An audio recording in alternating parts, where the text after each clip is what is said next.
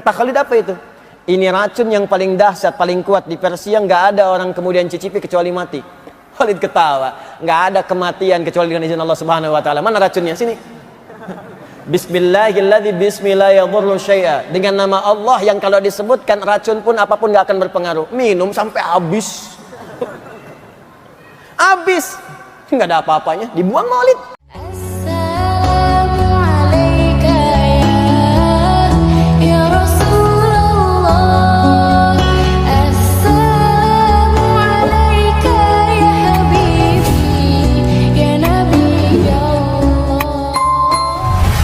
Pernah disantuni oleh beliau. Artinya sependuduk Madinah dibantu oleh beliau. Saking kayanya. Kapaknya terbuat dari emas. Itu baru satu. Khalid bin Walid, pernah dengar? Masuk Islam, belajar bimbingan Quran. Nabi punya sahabat 12.000, 38-nya panglima.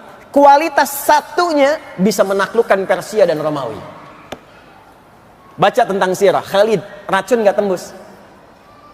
Saya diskusi dengan teman-teman TNI beberapa waktu lalu. Keluarkan, ada bimbingannya.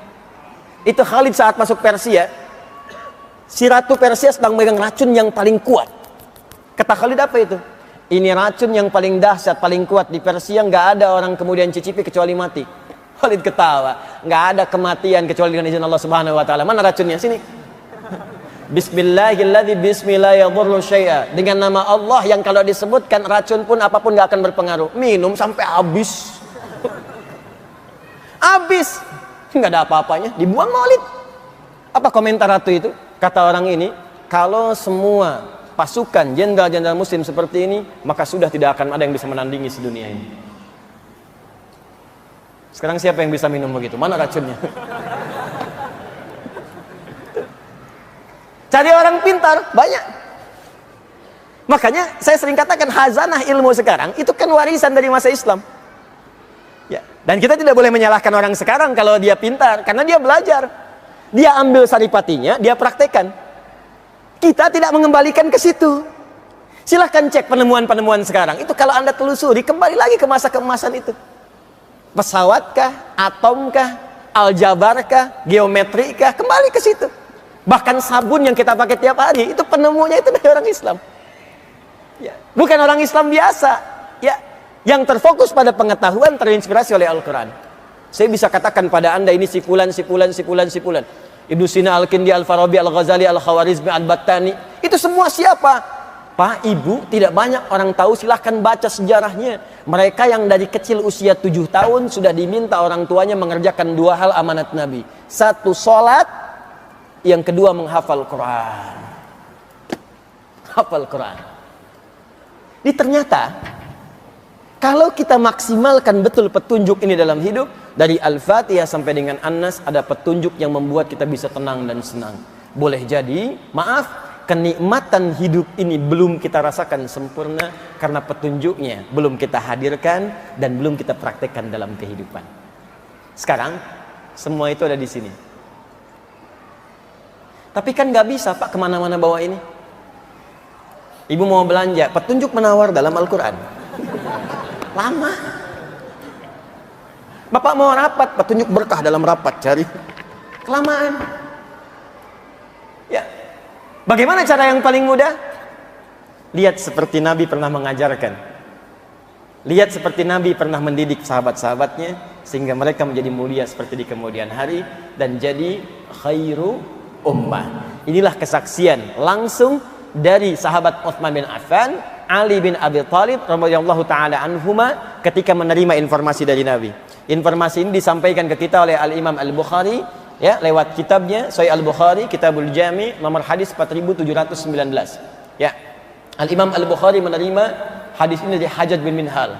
Hajjaj bin Minhal menerima dari Syu'bah. Syu'bah menerima dari Alqamah bin Marsad. Alqamah bin Marsad menerima dari Sa'ad bin Ubaidah. Sa'ad bin Ubaidah menerima dari Abu Abdurrahman As-Sulami. Abu Abdurrahman As-Sulami menerima dari Utsman bin Affan dan Ali bin Abi Thalib radhiyallahu taala anhuma dari Nabi sallallahu alaihi wasallam qaal khairukum man ta'allamal Qur'ana wa 'allama. Jika Anda ingin jadi orang baik seperti kalangan orang dulu itu dan ingin tenang dan senang hidupnya, maka sebaik-baiknya Anda ialah orang yang mau belajar Al-Quran dengan serius dan mengamalkan Quran dalam hidupnya itu. Cara paling mudah, maka turunlah keterangan di firman Allah Subhanahu wa ta'ala. Fokus, alih-alih kita capek, dan ini tidak salah, membawa mushaf ke setiap tempat yang suci dan benar, kenapa tidak kita hafalkan dan tanamkan Quran dalam jiwa kita, sehingga kita bisa bawa kemanapun dan jadi bimbingan dalam kehidupan kita. Maka turunlah kemudian tawaran di Quran surah ke-54 ayat 17, ayat 22, ayat 32, dan ayat ke-40. Kita masuk pada intinya. Quran surah 54 ayat 17, ayat 22, ayat 32, ayat 40. Walaqad yassarnal Qur'ana lidzikri fahal mim muddakir. Saya baca terjemahannya dengan cukup singkat. Dan sungguh mesti diyakini dengan segala keagunganku, kata Allah, aku telah jadikan Al-Quran, aku tetapkan mudah, sangat mudah untuk diingat, dihafalkan. Fahal mim muddakir, maka jika aku sudah jamin itu mudah untuk diingat, dihafalkan, adakah di antara Anda yang mau mengingat dan menghafalkannya? Ini tawaran dari Al-Quran. Kata Allah, alih-alih engkau capek, aku mudahkan. Saking mudahnya, aku jamin semua kalangan tanpa batas bisa menghafalkannya. Dan itu sudah terbukti sekarang. Pernah lihat anak kecil hafal Quran?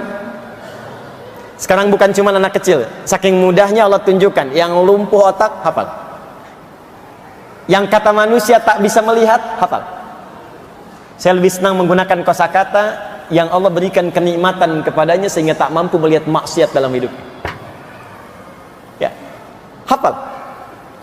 Yang sepuh hafal. 80 tahun hafal Quran ada, 90 tahun hafal Quran ada. Ya, tanpa batas Bu, Pak. Dia Anda jangan pernah mengatakan begini, susah, faktor U. Bukan usia, usaha. Karena itu Allah jadikan Quran turun itu kurang lebih selama 22 tahun. Kan Nabi usia 40 tahun kan pertama kali menerima. Tambah 20 berapa? 62. Jangan lihat nabinya, di situ ada Abu Bakar, ada Umar, ada Abdullah bin Abi Umi Maktum yang lebih sepuh dari Nabi. Artinya mereka menghafal Quran itu dalam kondisi sudah sepuh, Pak, Bu.